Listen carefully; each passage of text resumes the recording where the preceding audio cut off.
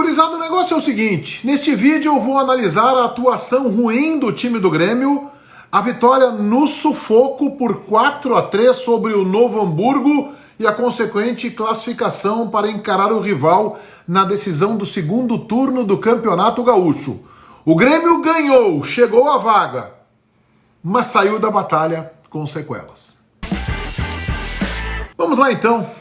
Vamos analisar a suada classificação gremista para decidir contra o Internacional na Arena, possivelmente nesta próxima quarta-feira, a decisão do segundo turno do Campeonato Gaúcho. Quem vai disputar o título contra o Caxias?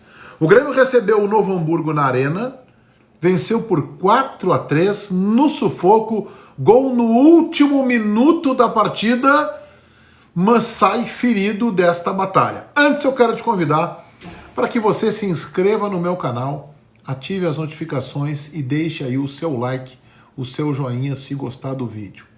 Mas principal, te inscreve no canal do Menegas, jornalismo esportivo com isenção editorial, com independência jornalística, com imparcialidade, análise fria, objetiva. E às vezes desconfortável para quem não concorda com as minhas ideias. Mas eu aceito o divergente, coloque aí a sua opinião nos comentários, sempre, é claro, de forma equilibrada e saudável. Mas te inscreve no canal do Menegas. Foco na dupla Granal. Olha só, o Grêmio fez 4-3 no Novo Hamburgo, gol do Luciano, faltando 15 minutos para terminar o tempo regulamentar, pouquinho antes dos acréscimos, e carimbou, meio borrado, né? Mas carimbou classificação para decidir o segundo turno do Gauchão contra o rival Inter, jogo que será realizado na Arena, possivelmente a se confirmar nesta segunda-feira, às 9h30 da noite. Mas o Grêmio saiu sequelado, saiu com a sua confiança arranhada desta partida diante de uma atuação ruim, fraca e mais do que isso, perigosa. O Grêmio com 22 minutos do primeiro tempo já vencia por 2-0 e dava sinais de que iria construir uma goleada e uma classificação, não vou dizer fácil, mas tranquila. Talvez não com um placar elástico, mas uma classificação tranquila. Aí num gol de falta, em que na minha opinião o goleiro Vanderlei falhou, embora a falta muito bem cobrada, mas a bola foi no canto do goleiro. Bola no canto do goleiro é do goleiro. E o Vanderlei, na minha opinião, falhou. Eu não vou dizer aqui, eu não vou ser exagerado para dizer que ele tomou um frango. Muito longe disso. Mas a bola era defensável. Uma bola difícil, mas ainda assim uma bola defensável e que o Vanderlei não chegou. Bem, alguns minutos depois, o Matheus Henrique, que não fez uma boa partida, escorregou e o Novo Hamburgo chegou ao gol do empate. E assim terminou o primeiro tempo. Bem, fomos para o segundo tempo. O Grêmio construiu novamente com o Diego Souza, o melhor em campo, a vantagem por 3-2. E aí o Jean-Pierre, num lance absolutamente juvenil, num lance absolutamente descabido, desnecessário, cometeu um pênalti. Já eram lá 35 do segundo tempo, 34 do segundo tempo, o jogo se encaminhava para o final com uma vitória suada do Grêmio por 3-2. O Novo Hamburgo chegou ao gol do empate 3-3 e o jogo ia para os pênaltis. O Grêmio estava se encaminhando para correr um risco absolutamente desnecessário e muito perigoso, altíssimo risco, até porque àquela altura dos pênaltis o Renato já havia retirado 3 cobradores. O Maicon já estava fora, o Jean-Pierre foi substituído imediatamente após esse lance infantil do pênalti e o Diego Souza também já estava fora. E aí o Grêmio, num lance de brilho individual do Luciano, na pressão, conseguiu o 4-3 e a consequente classificação.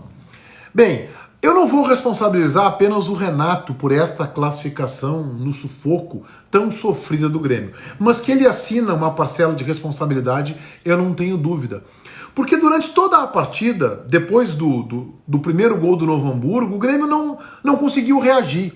O Renato não conseguiu mudar o Grêmio taticamente para construir uma vitória, se não folgada, uma vitória pelo menos tranquila. O Novo Hamburgo foi crescendo, chegou a descontar o 2-1 com um gol de falta, depois de um erro do Matheus Henrique conseguiu o empate e a partir daí foi um pavor.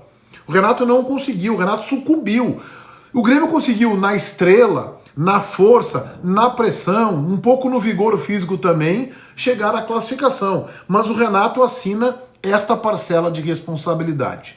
Mas há um fato inegável. 3 individualidades do Grêmio não jogaram absolutamente nada. Estiveram na linha do mediano, que é sinônimo de medíocre. O Matheus Henrique, que tem sido, nesta temporada, especialmente depois da volta da pandemia, o melhor jogador da equipe, ele não foi bem, ele afundou, ele foi o responsável pelo gol do empate no 2-2 do Novo Hamburgo, um lance fortuito, ele escorregou, mas ele já não fazia uma partida segura.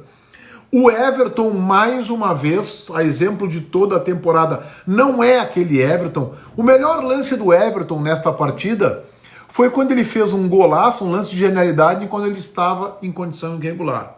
Esse foi o grande lance de brilho do Everton.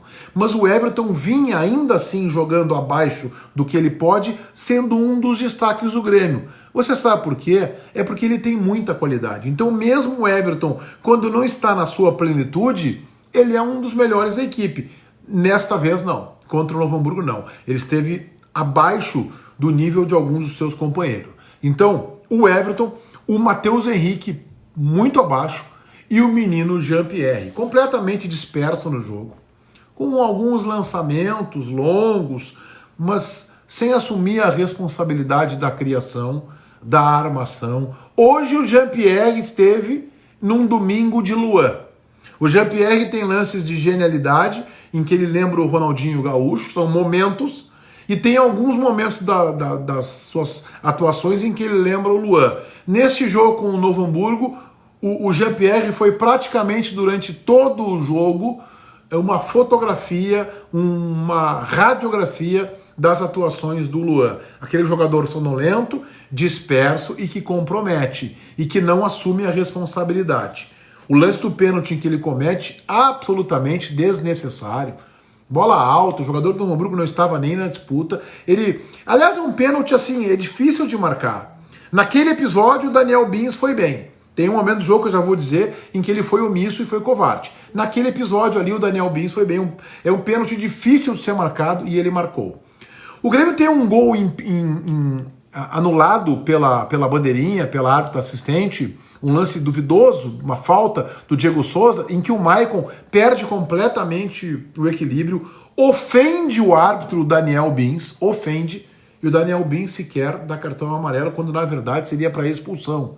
E ali o Grêmio ficaria com um jogador a menos, com a partida empatada em 2-2. Então o Daniel Bins ali se omitiu, ali ele foi covarde. Eu acho que ele é um árbitro que tem problemas técnicos. E eu descobri neste Grêmio Novo Hamburgo que ele tem problemas disciplinares. No resto do jogo, tecnicamente, eu tenho que reconhecer que ele foi bem. Mas nesse lance, que é um lance capital e que envolve a expulsão de um jogador, ele comprometeu. Bem, o Grêmio não foi bem, o Jean-Pierre não foi bem, o Everton não foi bem, o Matheus Henrique não foi bem, mas eu quero destacar um jogador do Grêmio que desequilibrou a partida. E que eu já tenho dito que ao longo da temporada tem sido um dos grandes expoentes do Grêmio. Eu estou falando do centroavante Diego Souza. Comprometido, envolvido com a partida, decisivo, marcou 2 gols, participativo, passes de calcanhar, penetração na área, sai da área para buscar o jogo, solidariedade para passar para os seus companheiros. Esta é a grande notícia da classificação gremista. A grande notícia é a atuação do Diego Souza, que foi o melhor em campo, e o que é mais importante para os torcedores gremistas, o melhor do time do Renato. Aliás, o Renato tem uma outra contribuição para esse jogo, que é a ausência do Lucas Silva. Não se justifica o Lucas Silva no banco de reservas do Grêmio. O Renato tem dito que faz um revezamento, que faz um rodízio, e está na cara que ele quer preservar o Maicon para não rotular o capitão, o grande jogador do Grêmio nos últimos anos, pelo menos a grande referência do ponto de vista de liderança, para não dizer que ele é um reserva.